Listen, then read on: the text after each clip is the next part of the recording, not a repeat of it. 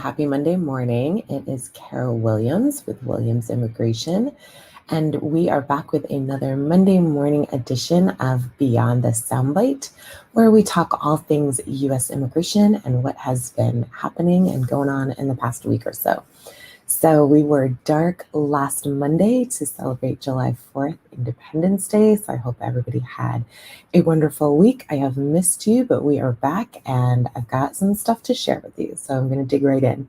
First thing I want to tell you guys about how we've had a major policy shift, which frankly I think has been a long time coming in the I-9 compliance world. So now individuals can, for certain documents, if they are completing their I-9, they can provide a receipt if that document has been lost, stolen, or damaged. And so the previous rule was that within 90 days of presenting that receipt, the individual needed to come back with that specific document that they had presented a receipt for. And the receipt essentially said that they had applied for a new one. And the old rules gave that individual 90 days to come back with that specific document. Well, we know that processing times have been taking longer and longer and longer, and it's been harder and harder, frankly, for employees to come back within 90 days with the new document because of processing time. So now USCIS has said, and the Immigration Service has said, if you come back within 90 days with that same document, that's great. But you can also come back within 90 days with another document that still satisfies the I-9, and it can be a different document. This is going to be game-changing for so many individuals who are at the mercy of the lengthy processing time. So I personally am pretty excited about that. For my clients' employees, I think it will make I-9 compliance that much easier for the employer and the employee. So we've got some good forward motion on new policy for the I-9 compliance. We've also got great news for individuals who are from Yemen. The Department of Homeland Security, or DHS, has extended and redesignated Yemen TPS. So if you are an individual from Yemen or you are looking to hire someone and they happen to be from Yemen, they are now eligible to redesignate and to extend their current TPS. So let me give you some dates. The redesignation period for Yemen TPS, if you are registering for a new period of TPS, that period will run from July 9, 2021 to March 3rd, 2023. If you are an individual from Yemen and you're looking to extend your current TPS benefits, re-registration will be required from September 7th, 2021. And those EADs that expire on September 3rd that you already have, they expire September 3rd of this year, will automatically be extended through March 2nd of 2022. So that's great news for individuals who are from Yemen and employers that may be looking to hire individuals from Yemen or already have individuals from Yemen already on their payrolls. So if you have any questions about that and the mechanics of that, feel free to give my office a call at 954-903-1337. We're more than happy to help you with that. Probably maybe a month or so ago, I had talked about how USCIS is now going to be issuing employment authorization documents and advance paroles that are filed in connection with green card applications for 2 years as an attempt to help them get through their backlog of these particular application types. These application types right now are taking roughly about 10 months, which for some folks is really, really hard. They are not allowed to travel until that advance parole has been issued. And the EAD has a longer processing time, and because they're issued as a combination card, you get one card that serves the purpose of work authorization and travel permission. People's travel plans and going home and seeing their families has really been put on hold. So I have in my own practice started seeing EADs and advance paroles issued for 2 years coming in, rolling in the mail. So that has been a great thing to see.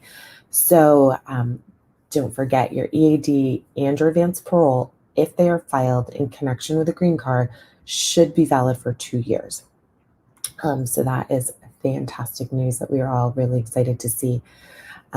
Next up, I want to talk to you about the national interest exemptions and the COVID travel restrictions. COVID travel restrictions have not been lifted. They are still very much in place. They are impacting Western European countries, as well as India and a couple of other countries as well. It is making it very difficult for folks to come in if they have been in these travel ban countries for 14 days prior to entering the US. They need to get a national interest exemption. I'm not going to go over, all of the nitty-gritty and the logistics of getting the national interest exemption, but I do want to let you know that currently we have seen a policy shift in the past week or so, and that policy shift is the national interest exemptions will now be valid for a full year, so a full 12 months, and they will be valid for multiple entries, as long as your entries are regarding the same issue that you received your national interest exemption. Those are for the national interest exemptions being processed at U.S. consulates overseas. If your exemption, however, is processed through CBP here in the United States, let's say at deferred inspection, it is still going to be valid for only 30 days and it will still be single entry.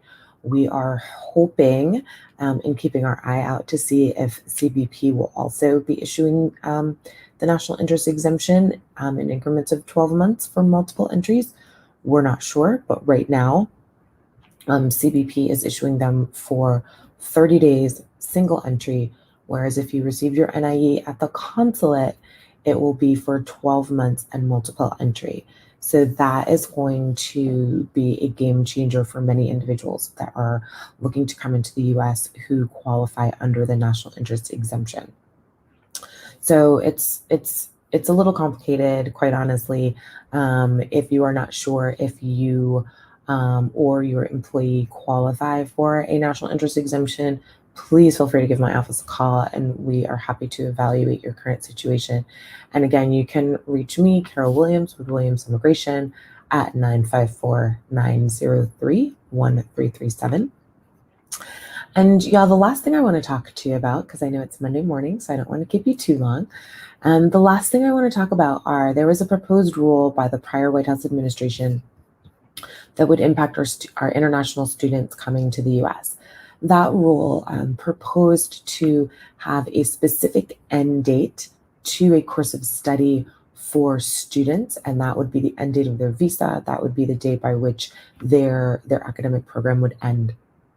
The current White House administration under President Biden has decided not to move forward with that rule. They have withdrawn that proposed rule that would have a fixed time limit on student visas. So now students are, free to continue with their education. If they want to extend their educational pursuits in the United States and perhaps move from one degree to another degree, perhaps move from a bachelor's to a master's, maybe even to a PhD, they are free to do that. And while remaining in the US and processing all of that in the US. So that I know that was hanging over many international students, and that was certainly on their minds.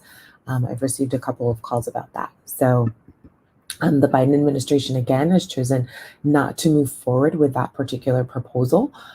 So there will, for the time being, there will be no cap and time limits as to when an individual must complete their course of study if they are coming as a student here to the United States. So y'all, that is what I have this Monday morning for for Beyond the Soundbite. I hope you all have an incredible day, an incredible week. And I am Carol Williams with Williams Immigration. If you have any questions about anything immigration related, if you are in-house counsel or HR or an employee and you're just not quite sure where to head, we've got some questions, feel free to give my office a call, 954-903-1337. Everybody have a great week.